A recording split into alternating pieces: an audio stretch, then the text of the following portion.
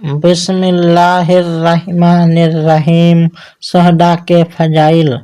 خدائے عز و جل شہدائے کرام کی فضیلت کا بیان کرتے ہوئے قرآن مجید میں ارشاد فرماتا ہے وَلَا تَقُولُوا لِمَن يُقْتَلُ فِي سَبِيلِ اللَّهِ أَمْوَاتٌ بَلْ أَحْيَاءٌ وَلَٰكِن لَا تَشْعُرُونَ۔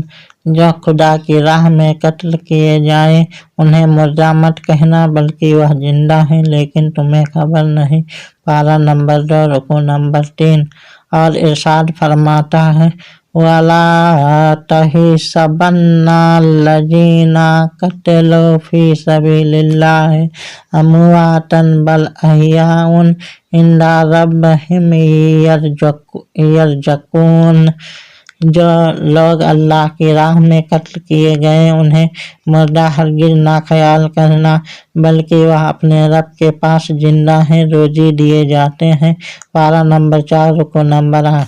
حضرت ابن مسعود رضی اللہ تعالیٰ عنہ فرماتے ہیں کہ میں نے اس آیت کریمہ کا معنی رسول اکرم صلی اللہ تعالیٰ علیہ وسلم سے دریافت کیا تو آپ نے ارشاد فرمایا کہ شہیدوں کی روحیں سبز پرندوں کے جسم میں ہیں، ان کے رہنے کے لیے عرش الہی کے نیچے قندیلیں لٹکائی ہیں جنت میں، جہاں ان کا جی چاہتا ہے وہ سیر کرتے ہیں اور اس کے میوے کھاتے ہیں۔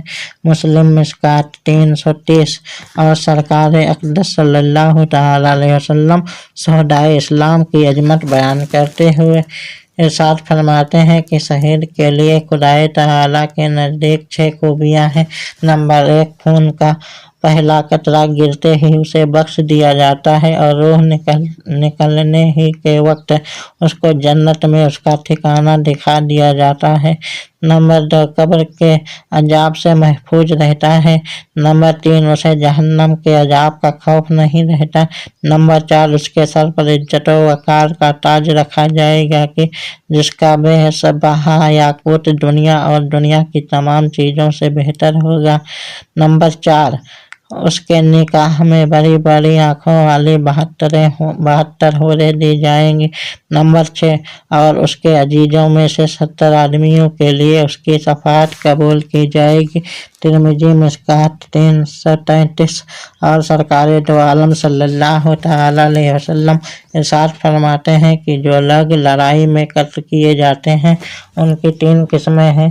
ایک، وہ مومن جو اپنی جان اور اپنے مال سے اللہ کی راہ میں لڑے اور دشمن سے خوب مقابلہ کرے یہاں تک کہ قتل کر دیا جائے گا، یا وہ شہید ہے جو صبر اور مشقت کے امتحان میں کامیاب ہوا۔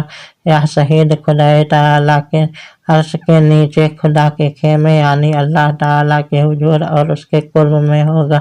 اسعۃ اللمعات 3 جلد نمبر 3 صفحہ نمبر 260۔ اللہ یفضلہ النبیون ولرجہ النبوت۔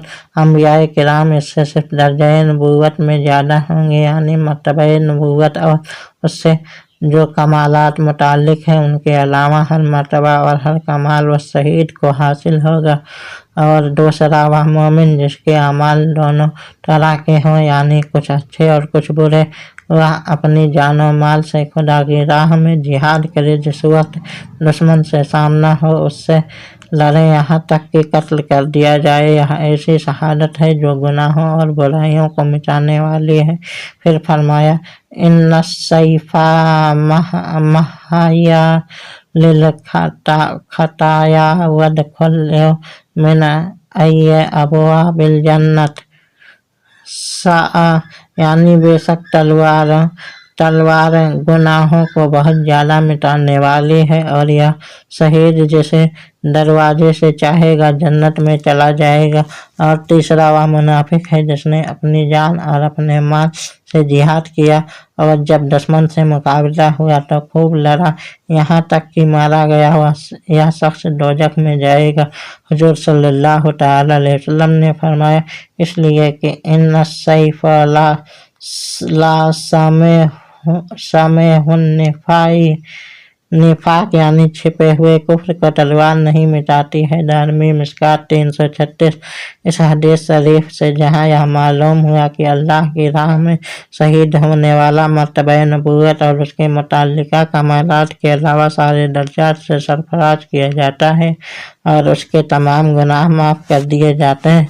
साथ ही यह भी वाज़ेह हुआ कि अगर दिल में कुफ्र छिपाए हो और सिर्फ जाहिर में मुसलमान हो तो चाहे ज़िंदगी भर जिहाद करे, यहाँ तक कि अपनी अजीज तरीन जान भी कुर्बान कर दे, मगर वह जहन्नम में ही जाएगा।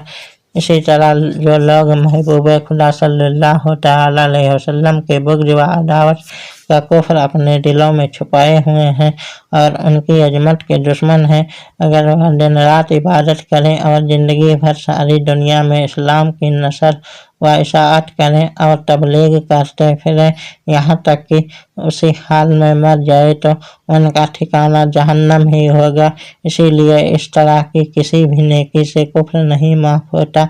सल्लल्लाहु अलैहि नबील उम्मी व आलिहि सल्लल्लाहु तआला अलैहि वसल्लम। सलातुन व सलामुन अलैका या रसूल अल्लाह।